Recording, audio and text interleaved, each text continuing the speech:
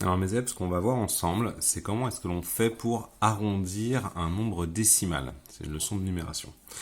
Arrondir, on l'a déjà vu ensemble, ça vient du radical rond, ça veut dire en fait on va prendre des nombres et on va essayer de les rendre plus ronds entre guillemets, c'est-à-dire qu'on va perdre des informations, on va les transformer dans un nombre qui est plus facile à utiliser.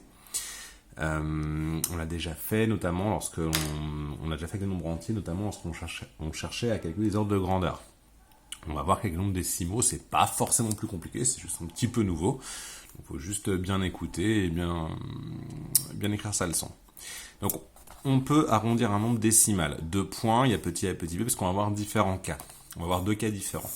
Donc, on peut arrondir à l'unité près. Ça va être le plus simple. En fait, je vais vous expliquer à travers des exemples. 4,3. J'ai une petite flèche. Je vais essayer de trouver un nombre.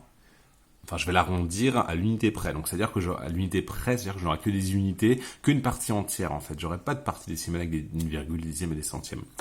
4,3. Alors, je sais, d'après la leçon qu'on a fait avant, que 4,3, je peux l'encadrer entre 4 et 5. 4,3, c'est un peu plus grand que 4, mais c'est plus petit que 5. Alors, la question qui se pose, c'est est-ce que je l'arrondis à 4 ou à 5? Alors, il y a différentes façons de faire. Dans ce que là, nous, on va apprendre en CM2, on va essayer de l'arrondir, si vous voulez, au plus proche. La question qu'on se pose, c'est est-ce que 4,3, est-ce que c'est plus proche de 4 ou est-ce que c'est plus proche de 5? C'est entre les deux. Je vous laisse quelques secondes pour essayer de trouver une réponse. Bon, vous avez une réponse, on va voir si c'est la bonne. En fait, 4,3, on va l'arrondir à 4. Comment je le sais? C'est parce que quand je regarde ce qu'il y a après la partie entière, là, dans les dixièmes, on a 3 dixièmes. À partir du moment où dans le chiffre des dixièmes, on a 0, 1, 2, 3, 4, on va être plus près de 4. Si on avait eu 6, 7, 8, 9, on aurait été plus près de 5. Alors, plus près de 5, oui, c'est ça. Alors, si on avait eu un 5, on aurait été un peu embêté parce qu'on aurait été, si vous voulez dire, quelque part un peu comme au milieu. Pour l'instant, on va pas voir ce cas-là. Donc, 4,3, je l'arrondis à l'unité près, c'est 4. Un autre exemple. 15,19. Alors là, il ne faut pas tomber dans un piège, il ne faut pas se dire, ah bah 9, 9 c'est assez grand, donc je vais arrondir à 16. Parce qu'en fait, là, ce qu'il faut regarder, c'est le chiffre des dixièmes. Et 1, c'est un petit nombre, si vous voulez. En fait, 15,19, on va être beaucoup plus près de 15 que de 16. C'est le 1 que je regarde ici. On va être beaucoup plus près de 15. 2,62. Même chose, je vais regarder les dixièmes, j'ai 6. Donc j'ai dit, quand on a 6, 7, 8, 9, on est plus près du nombre d'après. Donc en fait, 2,62, c'est encadré c'est quelque part entre 2 et 3, mais là, pour le coup, c'est plus proche de 3. Voilà.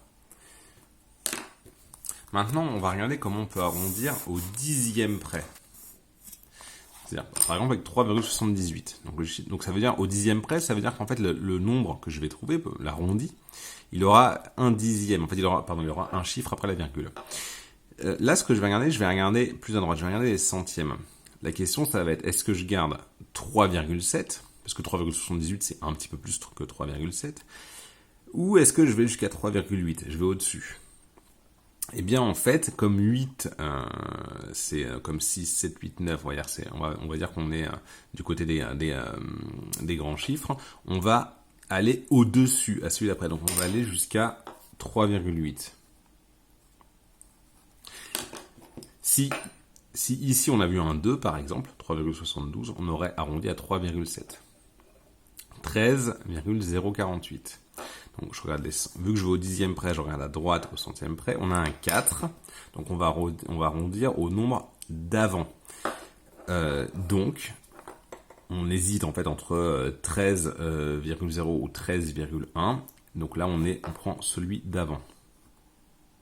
13,0. Du coup, on peut barrer le virgule 0 qui sert à rien, mais en fait je le laisse là parce que ça a un sens, parce que ça montre en fait que j'ai réfléchi et je sais qu'il n'y a rien derrière.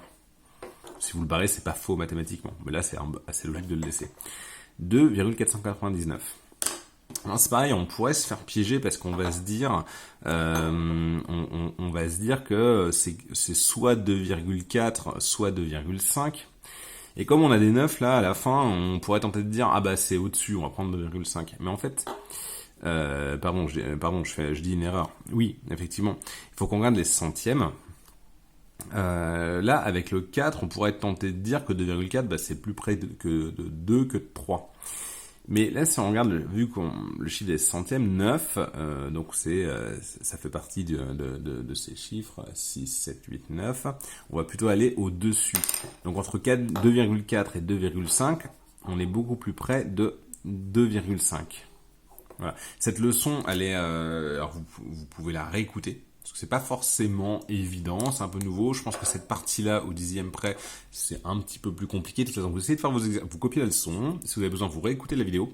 Si vraiment vous êtes coincé, c'est difficile, surtout au 10e près, bah, vous me le direz. Bah, vous essayez de faire votre exercice, vous me le direz si c'était difficile, et je trouverai un moyen de vous le réexpliquer.